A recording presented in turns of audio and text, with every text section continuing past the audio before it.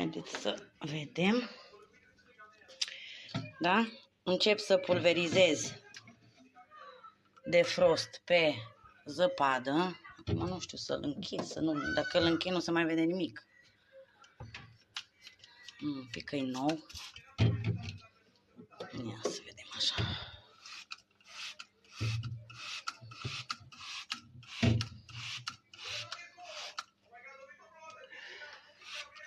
Stau mai la depărtare să nu-mi vină.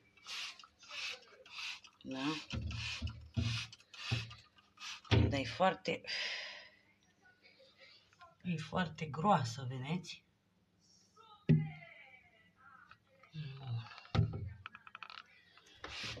Deci, aplicăm defrostul și va trebui să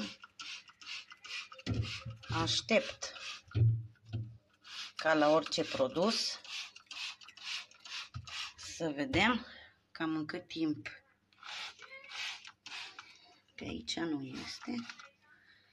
Da? Deja aici a început. Vedeți?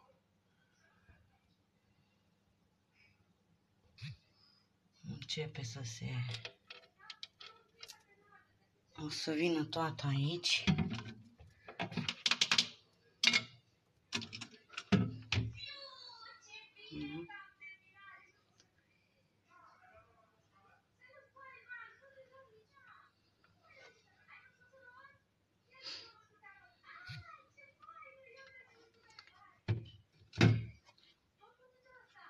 Să vedem.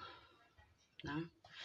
Deci, nu știu, în mod normal cât ar fi trebuit să stau să se dezghețe tot ăsta de pe aici, da? Unde a fost mai subțire, deja începe să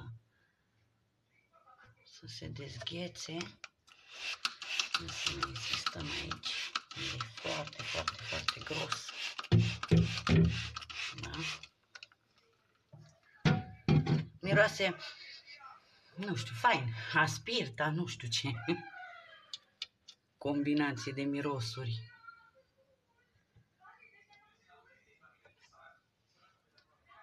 Da?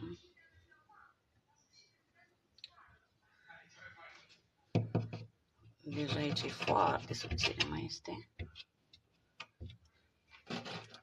Uitați cât de mare, de groasă. Acum o să stau 10 minute să vedem ce se întâmplă.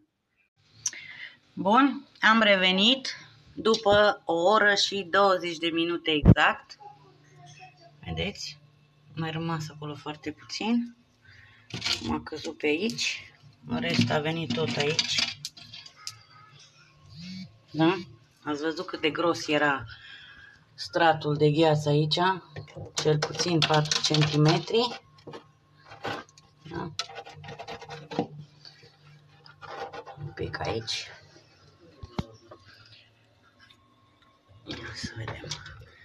Cu defrost, da? Normal ar fi trebuit să stau toată ziua să mi se decongeleze. Și când ai mâncare care este sensibilă, nu ne permitem, nu? Pentru că acum în casă este cald. Bun.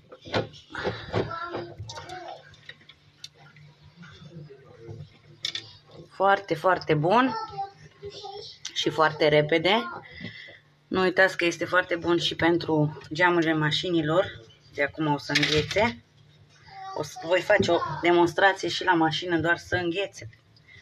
Până acum nu a înghețat. Da.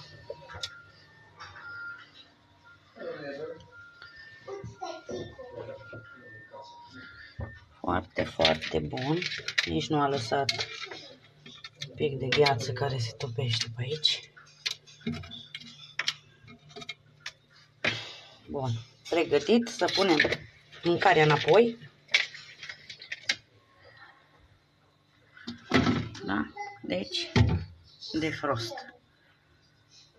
Pentru mai multe informații, vă aștept cu mesaj. Pa, pa!